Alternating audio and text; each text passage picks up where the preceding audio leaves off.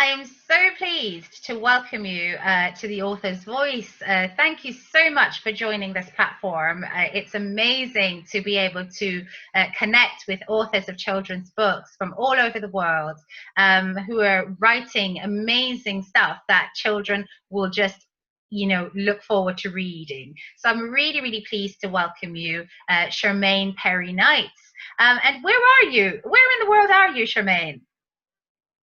I'm in the US. I'm in Atlanta, Georgia for now. Fantastic, Atlanta, Georgia. I've been to Atlanta. I've traveled there once. Quite like that city. I think the when I went there the last time I visited, is it the Coke building, Coca-Cola?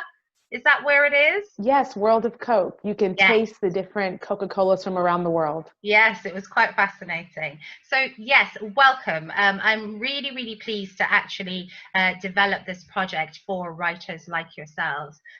This is really about teachers connecting with authors and having that first-hand insight. And the beauty of the virtual world is that we can bridge those gaps between Atlanta and England quite easily just by a click of a button. And doing this is such a privilege, really, because it's giving teachers that opportunity to get insight into books that probably they would never have heard of. So you have written a book, I Move a Lot, but you've written other things as well. Do you want to tell us a little bit more about your history as an author? Yeah, so my history as an author actually really comes from my inspiration as a former teacher, a former middle grades teacher. And just during the pandemic, the time in which you would be driving to and from the office or catching the train, I had a lot of time. It's an extra hour and a half per day. I said, I'm going to write. And so I started to create some journals, some guided journals for career changes, for our personal feelings to reflect. I have 3 adult coloring books as well and an activity book. And then I said, you know what, let me write some of my own stories as a child in the military, moving quite a bit to foreign countries. And so that is where I Move a Lot, and That's Okay was spun out of. And I said, let me just start writing this. And it just took on a life of its own. And now it's becoming a series. Oh, wow, a series. Fantastic. And what age group is I Move a Lot, the series going to be for? So I think I will try to tailor. So this is the first published product, but I have several in the works. This is for ages 7, 8, and 9 years old. You can absolutely read it to your child that's much younger. You can read it to your classroom as well.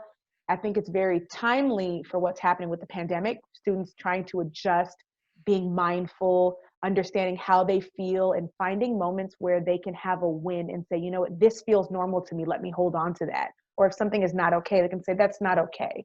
So this is for grades ages 7, 8, and 9, but you can absolutely use it for your students outside of that age range. Fantastic. So has all of your inspiration for writing come out of education, or was there anything else personal in your life that made you think, you know what, I want to write books? So it comes from education, but it also comes from my personal experience moving quite a bit. I grew up in the military. I spent most of my life in Europe and in the Middle East, and we moved every year, 2 years, three Wow. years, most times to foreign countries. So you are adjusting, you're learning a new language, you're exposed to a new culture, and it is a lot for a child to adjust. We normally think of students and children as saying, okay, they're going to be fine, but a lot happens in the middle. And I wanted to write about how they feel, their experiences, their thoughts, because it's valuable and children are resilient, but we need to tell more of those stories. So I wanted to talk about my stories of resiliency and the things that I've overcome as a child. I mean, learning another language is quite a challenge. Absolutely. So have you managed to pick up any other languages? Do Yes, you, yes? Which other languages do you speak? Italian, Spanish, German, Turkish, of course, English, Yes. some French. I Wow. picked up some Mandarin. So depending on where I am, I try to pick up as much of the language and blend in with the group, blend in with the people so that you Yes. can truly experience the culture as a native. That is amazing. Fantastic. So I think it's time for us teachers to hear a bit more about the first in a series of I Move a Lot. I'd love for you to share your book with us. and to read a little bit from Oh, it. yeah. I'm quite excited to hear about the storyline. So please go ahead. Oh, So this one is called I Move a Lot and That's Okay. What you're seeing is the military service member here, the father, and you're seeing the mother as well, and the student named Grace. She is traveling the world. She's dreaming of a beautiful beach, as you see here, but she's looking at the world. so Shermaine, tell us a bit about the characters of your story. I've seen just from the cover, the illustrations are absolutely beautiful. But can you just tell us a little bit more about that? Absolutely. So what you'll see here is an illustration, and I thought it was very important to show the diversity in families. So you'll see the father is Caucasian and the mother is Black. It's important to show the mixture because the world is changing.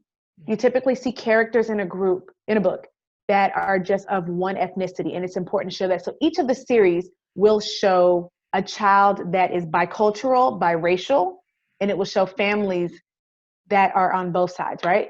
So the child will learn about their own culture and they will learn about a new culture as they travel, because that is the real world. The world is mixed. It's not just one group versus another group. We are all mixing up. And so what I thought was important is just to show the unity among different groups and to show that the family unit exists beyond what we consider traditional or what we know and hold as a deeply held belief. That is amazing. I absolutely love that. I myself am quite passionate about diversity.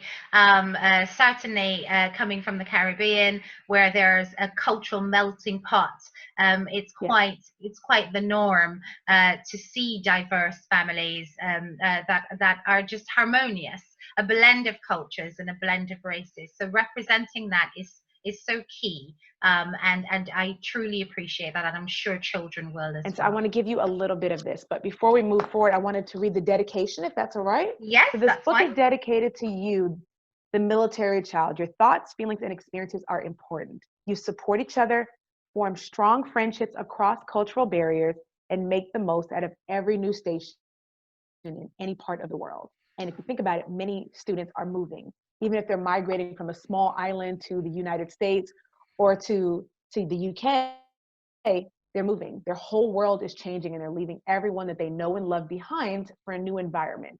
And they Yes, have to adjust. All right. So I'll show you the page first and then I'll read it. You can see that. lovely illustrations. Thank you. It says, my dad is a soldier in the US Army. Today he came home early from work. My dad hugged and kissed me on the forehead like he always does. Something was different. Dad said it was time for an adventure because he has orders. Military orders are important chores or rules given by the big boss to service members. You have to do what the big boss says, and you can't say no. There's no whining at all. Soldiers like me listen and follow directions, and that's okay. So that was the first page. I'm going to read one more. It says, Dad says we're moving to Italia, and it has the correct pronunciation for students, because that's how the Italians say Italy. The Army needs us to go there. I heard it was beautiful and it has lots of beaches to play on. As long as I can play on the beaches and swim, I'm okay with that. Oh. And so, what I love that you see, even just from these 2 pages that I've read, you find that the quick dichotomy of we have to move, I'm not okay, this is an order that was given to the family and we must relocate. And so she's taking it all in, right? Mm. The mother is taking it all in and the student as well. On the other side, she's learning a new word in Italian. And she's saying, okay, well, it's beautiful and there are beaches. If those things exist, I'm okay with that. And I feel as though most students can relate to a new experience if they can find something that feels good about it and they're okay. So in this book, and there's many pages you'll enjoy, that many students will learn some military terminology. They will learn some Italian, and they will experience life and challenges through the eyes of a military student. So you get to Wow. have access to the world. And I feel like this is a story that's not told much. You typically, when you think of military, you think of the service member. Perhaps you think of the spouse, but you're not talking about the children and their experience. There's a lot of change that is rapid that they must adapt to. And in the pandemic, I feel as though this is a perfect story to share because so many students are adapting to rapid change and they don't know how they feel about it, but there are some things that are just okay. And so with each of the pages, you'll find some examples of different activities where they feel okay about it and other areas where they're frustrated and they're able to share their feelings and move forward. And so that's what we need to talk about more. I am absolutely enthralled by that storyline. I think that's amazing. And how I can see a connection with the UK here is that while we may not have that same terminology in terms of the military, there are lots of children who are transient. We have got a community of children who move from place to place, live in a kind of nomadic way with their families, which this book can certainly connect with. And we also have that whole situation of operating in bubbles in the classroom, and that's a rapid change. Mm-hmm. Children are not able to mix with different year groups anymore because of the current environment, and they're having to do things quite differently than they had before the pandemic came out. So there's a lot of adapting that's taking place. But you're absolutely right. Children are amazingly resilient, and we're finding that as long as there's something that hooks and engages them, that they can connect with, they will make the best out of any situation. So they're not bothered about masks.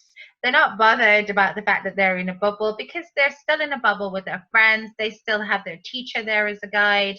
They still have their routines, even though the routines might be changed in terms of the timetable and what they can do and when they can do it. There's still a routine that's happening within schools. And going home to their families might look very different in that they're not able to mix widely with extended family. So things are quite concentrated. But the beauty of reading is that it takes you to different places.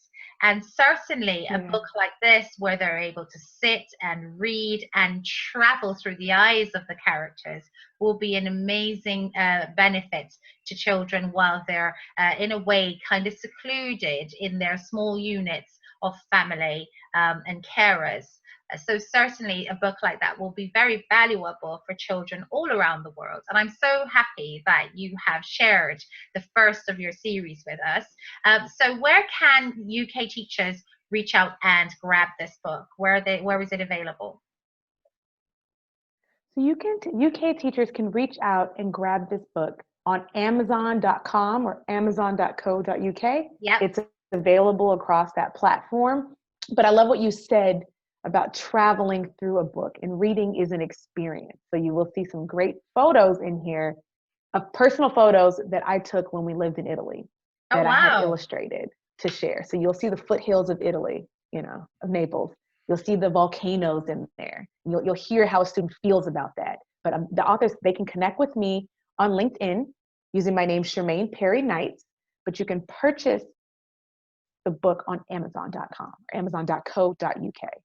Fantastic. Thank you so much. And once again, thank you for joining us on The Author's Voice. And do engage with teachers as I'm sure they will have lots of little questions and eventually start communicating with our authors. Feel free to reach out. And I'm just letting the teachers know out there that actually you can book virtual authors for your classrooms, for your assemblies. It's a great way to bring books to life.